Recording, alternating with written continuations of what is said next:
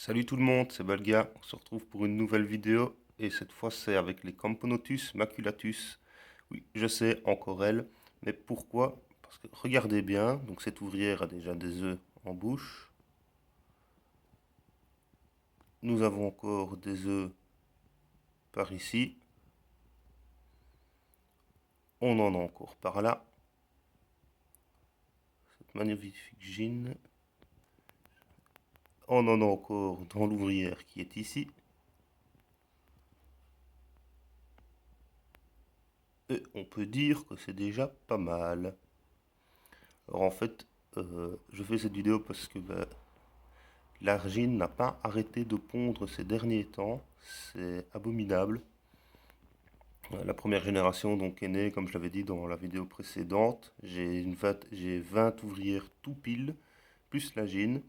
Et maintenant, elle a pondu tous les œufs. Si vous voulez, vous pourrez vous amuser à les compter dans la vidéo. Je ne l'ai pas encore fait. Je vous laisse un peu profiter de cette gine.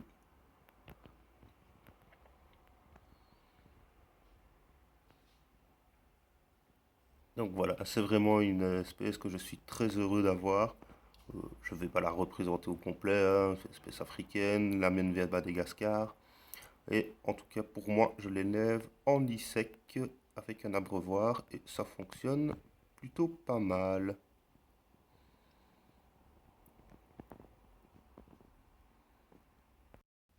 Finalement, on va se faire aussi un petit tour de tout le monde. Donc ici, on est sur les Crématogaster scutellaris. La gine a pondu. Malheureusement, je ne sais pas vous faire de beaux macros comme avec les maculatus. Je vais l'essayer, mais comme elles ne veulent pas quitter le tube de raccord, ben, ça ne marche pas. Quand on approche la caméra, ça nous fait un truc tout dégueulasse. On voit tous les défauts du tuyau de raccord. C'est vraiment infect. Mais voilà, vous savez qu'elle se porte bien malgré la perte de deux ouvrières de ma faute. C'est le petit bouchon qui est juste là, que j'avais oublié de remettre. Elles sont parties à l'aventure. Je ne les ai jamais retrouvées. En même temps, elles sont toutes petites. Il est possible que le fauve, la parterre, les ait mangées. Je ne sais pas. Je ne sais vraiment pas où elles seront. Bah bon, il lui reste quand même 5 ouvrières. Des œufs sont revenus. Alors je précise qu'elle n'est pas chauffée, elle est à température ambiante, donc elle a décidé de pondre sans être chauffée. On verra bien ce qui va se passer. L'autre Crématogaster est-elle en diapose? Donc c'est une sorte d'essai que je fais. On verra si une gine seule qui fait une diapose rattrape une gine avec déjà quelques ouvrières qui ne fait pas de diapose. Ce serait intéressant à comparer dans les mois qui vont suivre. Allez, on passe à la suivante. Et nous arrivons sur les Camponotus parius. Elle aussi, c'est vraiment une des espèces préférées de mon élevage. Développement qui se porte toujours pour le mieux. On peut voir que la gine est sur un énorme tas de couvains. Alors, je les ai comptés. Je suis actuellement à 55 ouvrières pile. En tout cas, ça l'était ce matin. J'aurais bien voulu les mettre peut-être dans un autre nid, mais je vais quand même attendre. Je ne vais pas me presser. Je vais attendre qu'elles remplissent vraiment complètement les deux tubes à essai ici. Il faudra surtout que je remette de l'eau dans le deuxième parce que ça commence à manquer. Alors elles sont tout de suite allées dans le tube sec, comme j'ai déjà dit dans d'autres vidéos. Mais de temps en temps, elles amènent du couvain dans le tube avec la réserve d'eau. Je ne sais pas pourquoi. Je pense peut-être aussi leur mettre une aire de chasse additionnelle. En tout cas, ça leur fera certainement du bien. Je vais vous montrer le deuxième tube. Après, essayer de retrouver notre gine.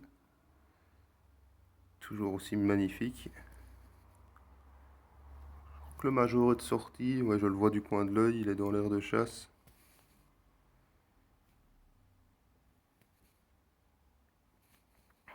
Et que tout le monde se porte pour le mieux.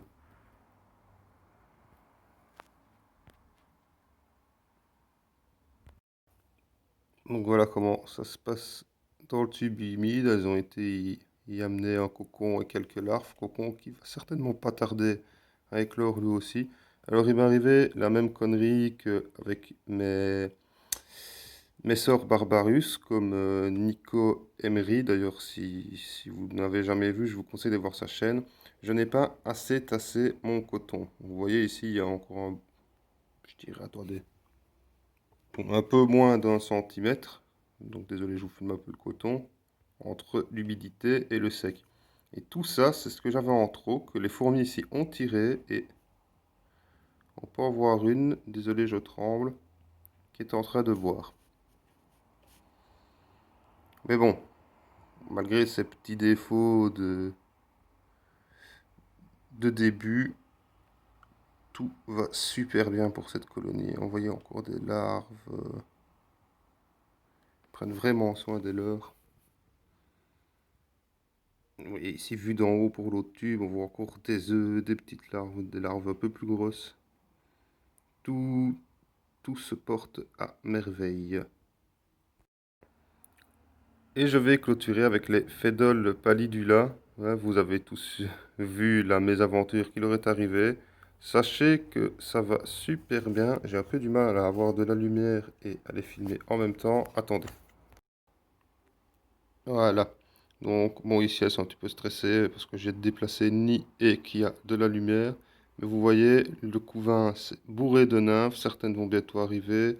On peut voir des larves éparpillées sur le sol. Je ne comprends pas pourquoi elles les éparpillent comme ça. Peut-être plus facile pour elles de les nourrir.